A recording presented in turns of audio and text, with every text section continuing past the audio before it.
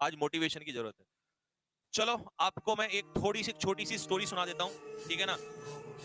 खैर बाकी लोग तो आएंगे और आपको कुछ बड़ी बड़ी उल्टी जो भी बातें बता के जाएंगे। मैं थोड़ा सा, क्योंकि मैंने कहा ना मैं आपका कमांडर कभी आपका साथ नहीं छोड़ूंगा। आज उन लोगों के लिए एक छोटी सी स्टोरी सुनाता हूं जो लोग फेल हुए हैं, ठीक है ना। कि अगर हम जैसे एक्सपीरियंस लोग आपको कोई बात बता रहे हैं ना, तो उसका कोई ना कोई तो मतलब होगा। अब समझना ना समझना आपका काम है। मैं अपनी स्टोरी को 2 मिनट में विराम दूंगा, 2 मिनट में समाप्त करूंगा, लेकिन मैसेज बहुत बड़ा है बेटा। अब ध्यान से सुनना। एक बार की बात है, एक लड़के ने कुछ बोला, अपने दादाजी के साथ बैठा हुआ था और उस लड़के ने एक वर्ड बोला और उसके दादाजी ने उसको सुना और उस वर्ड को नहीं बोल पाए।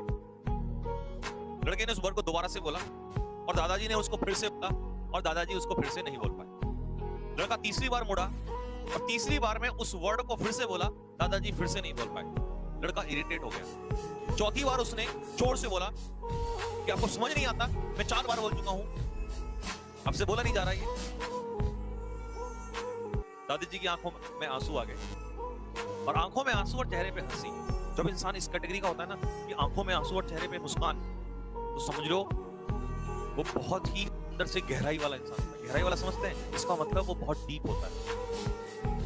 वो आप कहीं ना कहीं वो इंसान में गहराई है, समझ जाइए। क्योंकि आंखों में आंसू और चेहरे पे हंसी मतलब समझ रहे हो ना, दर्द भी है और मुस्कुरा रहा है, और जो दर्द से मुस्कुरा रहा है बहुत गहरा होता है। तो क्या होता है बेटा, उसी समय जैसी आंखों से आंसू निकलते हैं, पिताजी उसके दादाजी मुस्कुराते हैं और कहते हैं कि बेटा एक काम कर, ये डायरी जो रखी है इस मेज पे उसको उठा के ले आ। अब बेटा वो पोता होता है उनका, और वो लड़का जो है वो जाता है और डायरी उठा के ले आ। दादाजी कहते हैं बेटा इसको एक बार खोल, और लड़का खोल देता है।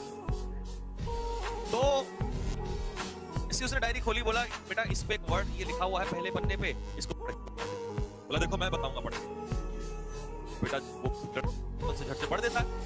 बोला सर बेटा एक बार और पन्ना पलट आगे, इस पे एक वर्ड और लिखा है उसको भी पढ़ दे। उस पे भी सेम वर्ड लिखा था, उसको भी पढ़ देता झट से। बोला देख अगले पन्ने पे और लिखा है, इसको भी पढ़ दे। बोला वो भी पढ़ दिया। बोला अगले पन्ने पे फिर आगे पढ़ा, और हर पन्ने पे एक ही वर्ड लिखा था, हर पन्ने पे एक ही वर्ड लिखा था। लड़का पलटता गया, लड़का पेज पलटता चला गया और वो पेज पे जो भी वर्ड लिखा था वो पढ़ता चला गया। जैसी थोड़ी देर बाद समय बीता, लड़का इरिटेट हो गया और लड़के ने बोला कि क्या है जब मैंने बोल दिया। जब उस डायरी अंतिम पन्ना खत्म होता है ना,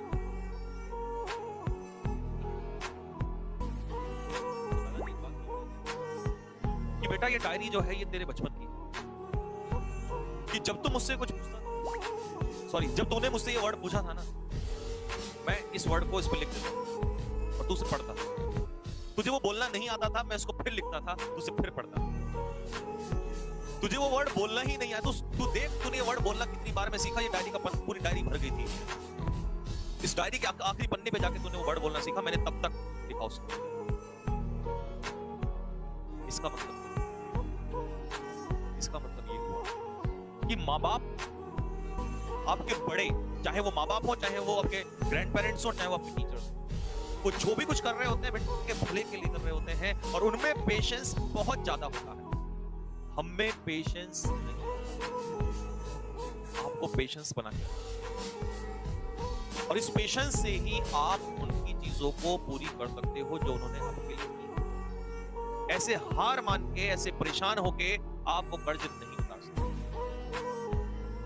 आपने क्या सोचा कि एक एग्जाम में फेल हो जाओगे तो सब कुछ खत्म हो जाएगा? कुछ भी नहीं। आपके पास मौका है, फिर से मौका है, फिर से उठो और खूंखार बनो। और